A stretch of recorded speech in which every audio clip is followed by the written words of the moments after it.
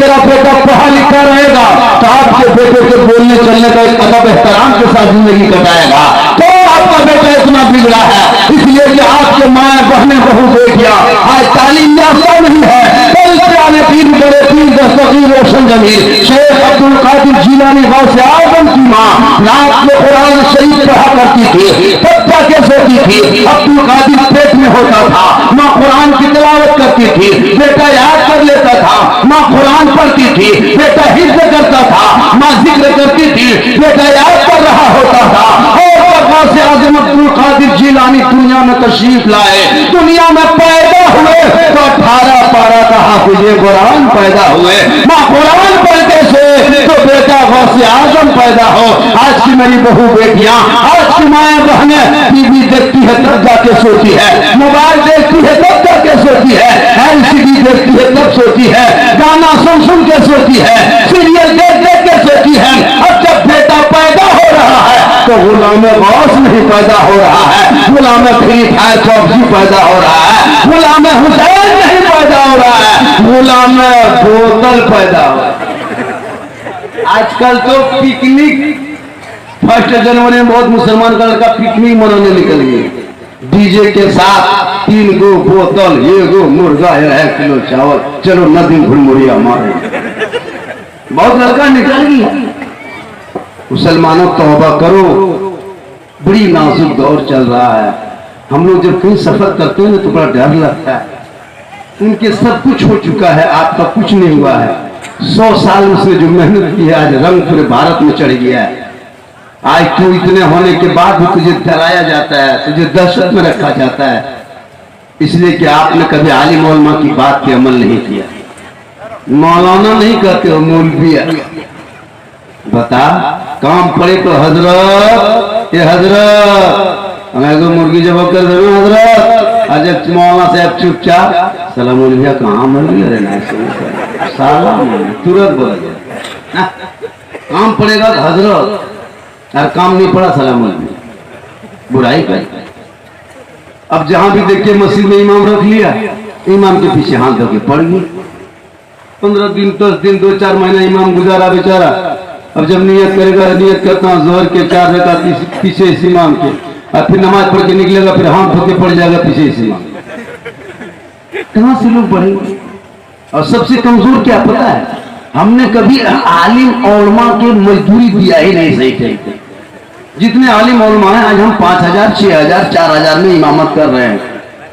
फातिहा पढ़ने जा रहे हैं तो 5-10 रुपया दे रहे हैं। एक जगह हम फातिहा पढ़ने गए थे तो नहीं जानता था कि झारखंडी है, मधुपुर में थे, बस हजरत थोड़ा सा चाहिए घर वाले चले गए। फिर फातिहा पढ़ने बैठे और इतनी लंबी लिस्ट घर वाला निकाल दिया। बोले क्या है?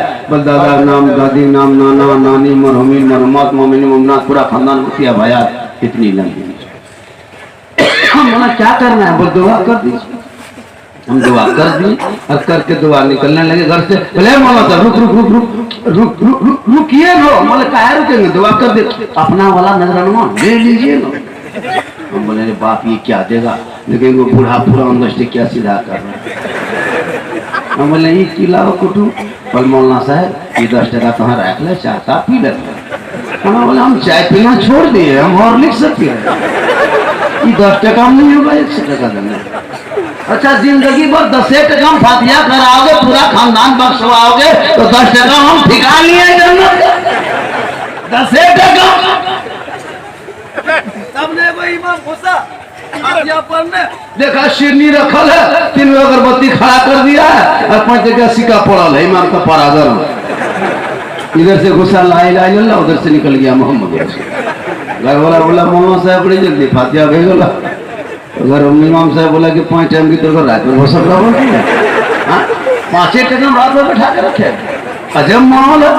अरे कम से कम इमाम आलिम उलमा की अच्छी मजदूरी तो होनी चाहिए। एक इमाम अगर मिलाद शरीफ करते हो, एक जलसा करते हो, तो कम से कम एक इमाम जो है उनका 500 तो नजराना होना चाहिए।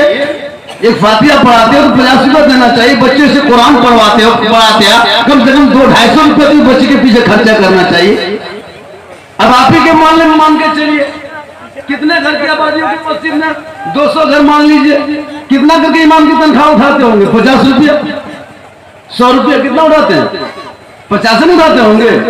अब 50 रुपया एक महीना में देते हैं। गौर कीजिए, एक महीना में 50 रुपया घर पीछे उठाते हैं, 50 रुपया करके एक महीना में। तो कितना हो जाता है पता है आपका? महीने में मजदूरी या तो 40 पैसा या तो 35 पैसा होता होगा, या तो 45 पैसा। तो दिन के नाम पे आप एक महीना में 45 पैसा या 50 पैसा मान लीजिए डेली। अगर डेली 50 पैसा, 60 रुपया होगा, डेली 50 पैसा, तो एक घर से 50 पैसा डेली देते हो। किस लिए? अजान, नमाज, बच्चों को पढ़ाना, मस्जिद के बाद में 50 पैसा। और अगर 5 आदमी इस घर में है तो सबका हिस्सा उसमें होगा तो 10 पैसा।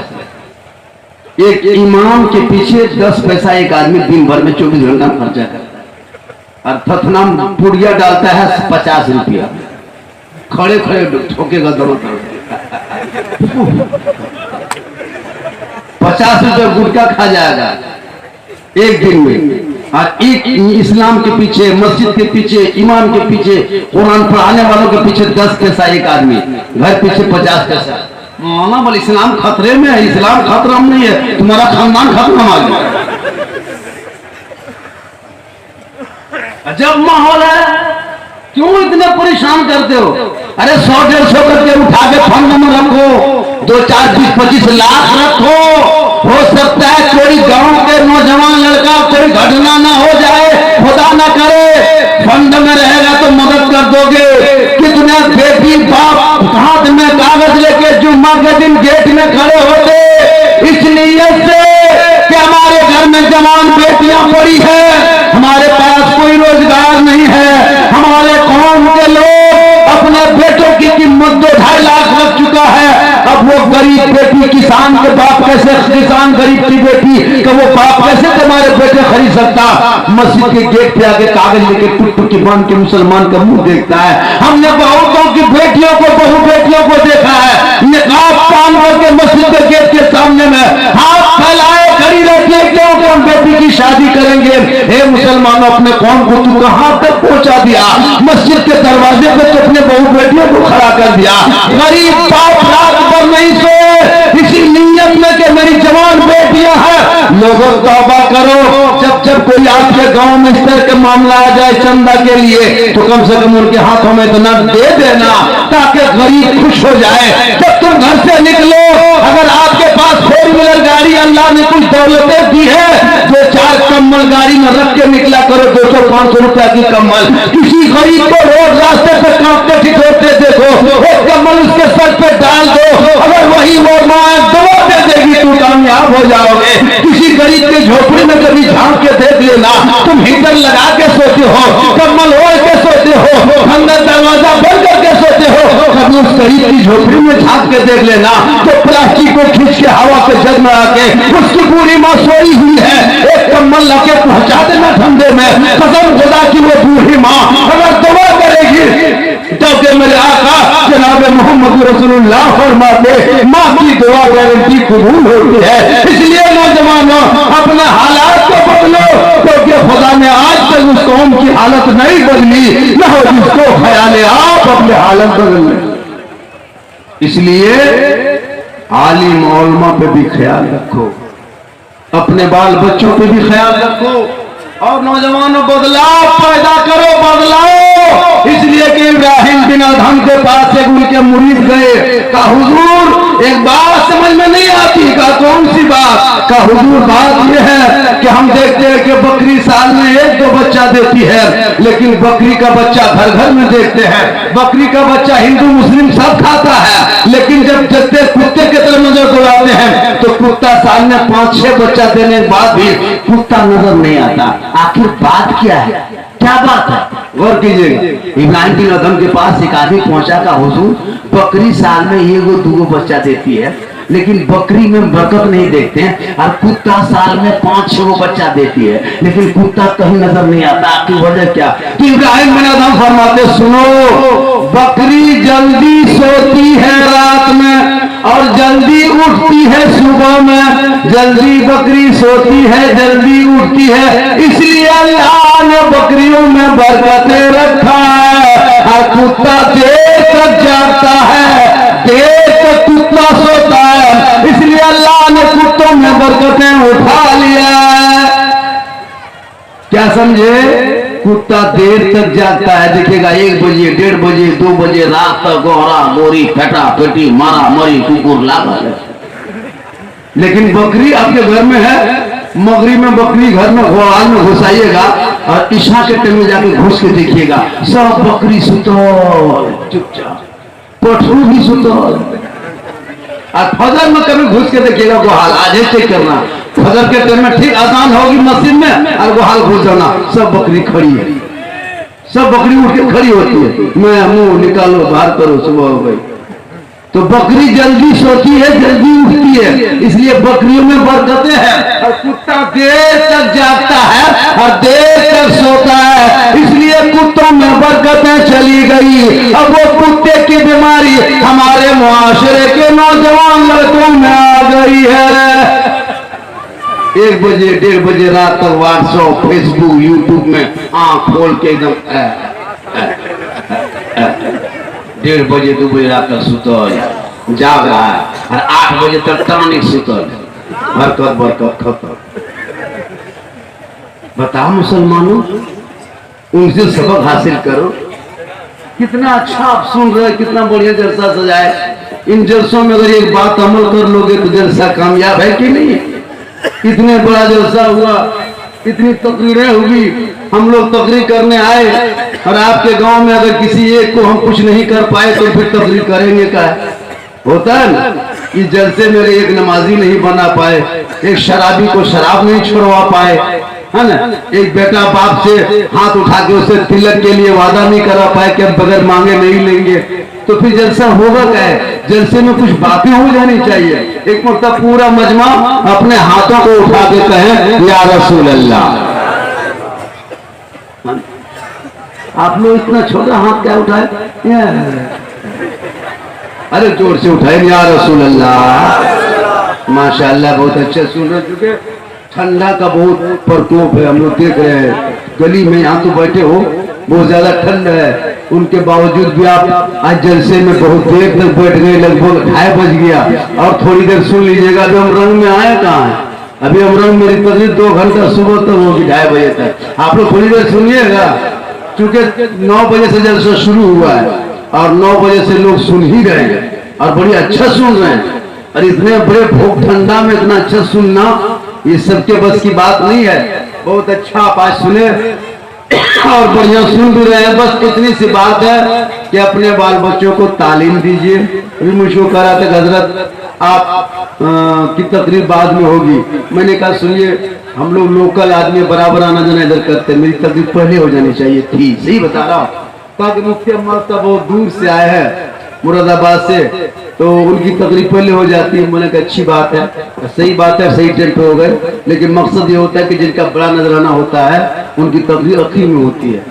लेकिन यहाँ होता यूं है क्योंकि लोग परेशान देर हो जाती है, अब चूंकि पैसा भी दिए तो वसूल तो करना होगा ना, वो तो होना भी चाहिए ना। अपने इमाम को तो जिंदगी में 100 रुपया देगा नहीं, होता है ना। यही तकरीरें होती है, इसी तरह तकरीर होती है कि बोलने का अंदाज अलग अलग होता है, वही वाकया वही बयान से सजावट अलग होती है। बस वहां से आते किसी एक की बात भी अमल हो जाए। हमारे इलाके में ऐसे ऐसे खतीब शायर मुकर्रिर है, अच्छा बोलता है, बस मेरी माँ माने आपको कहीं जाना नहीं है, आप यहाँ माने घूमे, आपके शोहर घर पे रहेंगे, आप घर पे उनसे मोहब्बत करना, शोहर बाहर से घर आएंगे, आपको कुछ नहीं करना है, शोहर के बगैर बोले उनकी खिदमत करना है, शोहर के बगैर बोले उनके पांव दबाना है, शोहर के बगैर उनके कपड़ा साफ करना है। किताबों में आया है जो बीवी बगैर बोले अपने शोहर के पांव दबाती है, उनके नामाल में 70 तोला सोना गरीबों में बांटने में जितना सवाब मिलता है उतना सवाब उस बीवी को मिलता है जो बीवी बिन बगैर बोले बगैर कहे अपने शोहर के पांव दबाती है। लेकिन आज के मॉडर्न दौर में अपने शोहर के बगैर बोले बहू बेटी पांव नहीं दबाएगी, अगर मौका मिले तो गर्दन दबा देगी। बचमुख की बात नहीं बता रहे हम, यहाँ ये देवघर के तरफ की बात है। यहाँ बहू बेटी तो पहले से उसके धोल यहाँ दबाती है कौन? उधर की बात बता रहा हूँ। मेरी माँ बहने, आपको कुछ नहीं, शोहर जहां बाहर से आ जाए आप उनको कम से कम इधर उधर नहीं तो जुम्मा के दिन सलाम करना, नहीं तो जुम्मा दिन जुम्मा पढ़ के आए आप सलाम कीजिए। कसम खुदा के उस घर में बरकत होगी। हम लोग कभी सलाम शोहर को सलाम करते ही नहीं। लेकिन नौजवानों सुनो, अब औरतों को नहीं छोड़ो, आप अपनी बीवी को आप सलाम करो। बीवी को सलाम करना गुनाह नहीं है। उलमा बैठे, हमने गोड्डा में तकरीर की, क्या कहते हैं, साहब में जलसा किया था। मैंने कहा था कि सुनो नौजवानों, अगर तेरी बीवी तुझे सलाम ना करे कोई बात नहीं, तू जुम्मा पढ़ के जाना, बीवी को सलाम करना। कसम खुदा की तुम्हारे घर में मौला अली की सुन्नत अदा हो जाएगी। तकरीर लड़का सुन लिया। एक दिन घर आया, बीवी क्या काम कर रही थी, पीछे से शोहर गया, अपनी बीवी को सीधे कुछ देखा सुना नहीं, कहा धाए से अस्सलाम वालेकुम। बीवी खड़ी हो गई। मैं कहते दादा कैसा लगना है इसका, बोला अस्सलाम वालेकुम। वो तो धतू में तेरे बहकलो कर नहीं होगा, आप भी कर यकीन नहीं है तो कल करके देखिए लीजिए। जवाब नहीं दे, खाली मुंह में देखेगी कि मन लागो मारवे की कर, क्योंकि हम लोग पढ़ी लिखी नहीं लाते। इसलिए माँ बहने, आप अपने बाल बच्चों को पढ़ाना, पढ़ाई बहुत बड़ी चीज है। हर घर में जितने आलमा यहाँ पे है, ट्यूशन अगर पढ़वाओगे तो पूरे घरों के वो बेटियां पढ़ी लिखी हो जाएगी। और पढ़े लिखे बाल बच्चों की बोली चाली, रहन सहन, डिसिप्लिन अलग होता है। हम लोग देखिए इतने उलमा, हम लोग यही कहने की बात होती कह देते हैं। अपने घरों में कम से कम थोड़ी देर सप्ताह में एक दिन भी दीन की बातें बोला किया कीजिए, बाल बच्चों को समझाया कीजिए। माँ बहने, आप भी अपने बाल बच्चों को लेके बैठिए, अपने बच्चों की तालीम दीजिए। शोहर आए तो सलाम करना, हो सके तो एक साथ बैठ के खाना खाना। जब भी शोहर घर पे ना हो तो उनकी हिफाजत के, उनके घर के अंदर रहना। घर से निकलना तो पर्दे के साथ निकलना, घर में रहना तो वफादार बन के रहना। कसम खुदा की कम कमाई होगी, बरकतें बढ़ जाएगी। और सुन लीजिए मेरी माँ बहने, अरे अपने शोहर के इंतजार में तू श्रृंगार करना। किताबों में आया है, जब कोई बीवी अपने शोहर के नाम से श्रृंगार करती है, शोहर के नाम से सजती संवरती है, जैसे आपका शोहर गोड्डा या कहीं निकला है काम के लिए, आप घर के अंदर हैं, सोचे कि 8 दिन हो गया कि 1 दिन हो गया या फिर शाम तक शोहर घर आएंगे, आप शोहर के लिए श्रृंगार कर रहे हैं, शोहर के लिए काजल लगा रहे हैं, शोहर के लिए चूल को झाड़ रहे हैं, तो ये आएगा नहीं होगा। किताबों में आया है, जो बीवी अपने शोहर को दिखाने के लिए से श्रृंगार करती है, उस बीवी के नाम अमाल में 2 रकअत नफल नमाज पढ़ने में जितना सवाब मिलता, उतना सवाब शोहर के नाम पे श्रृंगार करने पर मिलता है। और वो बीवी अपने शोहर के नाम पे श्रृंगार करे, जेवर हो तो जेवर भी पहना करो, लेकिन जेवर में कभी भी भूल से घुंघरू लगा के मत पहनो। आज बहुत सारे तो बेटियां देखिएगा, पायल है तो उसमें घुंघरू है, चूड़ी है तो इसमें घुंघरू है। सुनो, घुंघरू वाली जिस पायल में आवाज निकलती है, माँ बहने घुंघरू वाली जेवर पहन के घर से मत निकलो या घर में मत पहनो। उलमा बैठे हैं, जिम्मेदार स्टेज है, घुंघरू वाला जेवर पहनना औरतों के लिए शरीयत ने सख्त मना किया है।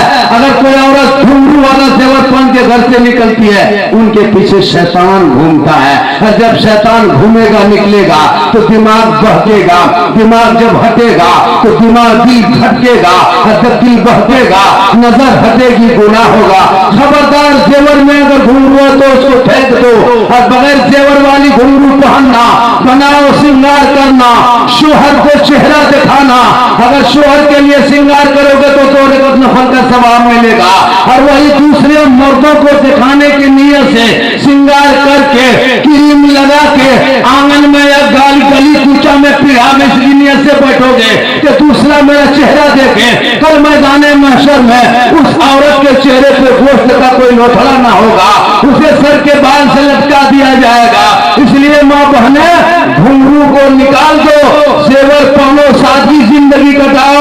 इसलिए कि घुंघरू पहनने से से शैतान पीछा करता है। जैसे मिसाल के तौर पर हम लोग 5-6 आदमी एक जगह बैठे हैं, आपको एक बहू गुजरती है, उनके पाँव में घुंघरू जेवर नहीं है, हम लोग नहीं देखते, दुनिया नहीं देखती, कोई नजर नहीं दौड़ाती, फिर दूसरी बहू कोई गुजरी है बगल से, उनके पाँव में घुंघरू नहीं है, कोई नहीं देखता, लेकिन अगर तीसरी गुजर रही है और पाँव में घुंघरू है, पायल में घुंघरू की आवाज आती है, छुन छुन, ऑटोमेटिक सर उठ जाता है, उठता है ना, ऑटोमेटिक देखना है, हर हालत में नजर उठिए, माथा उठिए जाएगा। हम लोग बैठते हैं ना, नमाज पढ़ के बैठोगे लेकिन फिर भी सर उठ जाएगा, इसलिए कि शैतान पीछा करता है। इसलिए माँ बहने, आप अगर चाहें तो अपनी बेटियों को कनीज़े फातिमा बना सकती हैं, आप अगर चाहें अपने बेटों को कनी गुलाम हुसैन बना सकते हैं, और अपने बाल बच्चों को मुआशरे की उस हालात से उनको खबर कर सकते हैं। आज इसलिए हमारे मुआशरे में पढ़े लिखे तबके कम हैं, जलसा डेली होता, नारा डेली लगता, शायर मुकर्री डेली आते हैं, तकरीरें हो रही है, मस्जिदों में तकरीरें, आपके घरों में मिला शरीर, मोहल्ले में जलसा, अमल कर लो, पूरा मजमा में देख, मैं जामताड़ा जिला से चलकर आपके गोड्डा डिस्ट्रिक्ट में पचमुखी बस्ती में आपके मोहल्ले में 2:30 बजे रात में आपके सामने में मैं बैठ के बोल रहा हूँ, आपके बीच में वादा करके जा रहा हूँ, अल्लाह ने मुझको एक औलाद दिया, एक लड़का दिया है, उस बेटे के हम शादी तो जिंदगी में जरूर करेंगे, लेकिन कभी बेटी वालों से डिमांड नहीं करेंगे, कभी नहीं करेंगे। वादा करते हैं, यूट्यूब में पूरे हिंदुस्तान देखिएगा, हाथ उठा के वादा करते हैं, हम अपने बेटे के शादी में डिमांड नहीं करेंगे। मेरे साथ इस पचरुखी में अगर एक कोई आदमी दे दे कि मौलाना हम भी डिमांड नहीं करेंगे, सुनिए मेरा नारा है कि मांग के मत मांगो, बगैर मांगे मिले उसे मत छोड़ो, बगैर मांगे मिले उसे मत छोड़ो, और मांग के मत मांगो। बेटी वाला अगर शौक से दे दे उसे तोहफा समझ के ले लो। अगर इस जलसे में कोई एक बेटा बाप और कह दे मौलाना हम भी नहीं मांगेंगे, और बगैर मांगे आपको अगर स्कॉर्पियो दे दे, बोलेरो दे दे, हेलीकॉप्टर दे दे, जहाज दे दे, राजधानी ट्रेन दे दे, तो कोई हर्ज नहीं है, लेकिन मांग के साइकिल मांगोगे तो नाजायज है, बगैर मांगे अगर जहाज दे दे तो आपके लिए जायज है। इसलिए कि मांगना रिश्वत है, अपने खुशी से देना तोहफा है, वही डिमांड नहीं, वो जहेज है। इसलिए कोई एक आदमी है जलसे में, एगो बेटा बाप को एक के मौलाना कह दे कि हम भी बेटा शादी नहीं डिमांड करेंगे, बेटी वाला खुशी से जो दे देगा तो 3 लाख 1,50,000 हम ले लेंगे, शादी कर लेंगे। कोई एगो मर्द है इसमें? कोई किसी के पास बेटा है और कुटुंब सामने बसे बैठो, वो बेटा ने तो मजार कहीं चल जाओ, बेटा ले मुर्गा ले बेटा मांग के आयो तब हम फोर जाओ जलसा कर। हिम्मत है किसी की? है किसी की हिम्मत? कोई मरोद बैठल हो कुटुंब, देखो को मरोद ने कुकरो बेटा ने। जलसा करना आसान है, सुनना आसान है, नारा लगाना आसान है, हंसना मुस्कुराना आसान है, अमल करना मुश्किल है। मेरा एक बेटा इतनी हिम्मत है तो हर 5-6 गो बेटा की काम कुटुंब वो काम के ना, उसमें 3 गो गुजरात में है, 2 गो मताल है, 1 गो ससुराल में सुतल है। कोई है किसी का है? अरे आज कोई एक आदमी मेरे साथ दो सकते हो? मैंने कहा मत लो, मैंने आज तक नहीं कहा मत लो, मैंने यही मेरी तकलीफ होती है कि मांग के मत लो, बगैर मांगे मिले वो ले लो, बगैर मांगे मिले तो 4 लाख दे दे, जुबान बंद रखोगे तो जायज है। कोई इसमें से है? अरे देखिए एक आदमी देखिए इज्जत रख लिया, क्या नाम है उनका? मुनीर हुसैन, हुसैन नाम है। एक आदमी देखिए नाम का कितना असर होता है। हुसैन नाम है तो नाम का असर। एक जगह तकरीर करने गए, 100 रुपये को बुढ़ा दिया, हमने चाचा आपका नाम क्या? बोल गोहरा मियां। पहले दूसरा नाम है? बोल हाँ मौलाना साहब आधार कार्ड में चाप लो, नवा चढ़ा लो, बेंगा मियां। पहले गोहरा ठीक हो देना खुद को, तो कुटुंब गोहरा रहे। तो ऐसा होता है। तो हुसैन ने इज्जत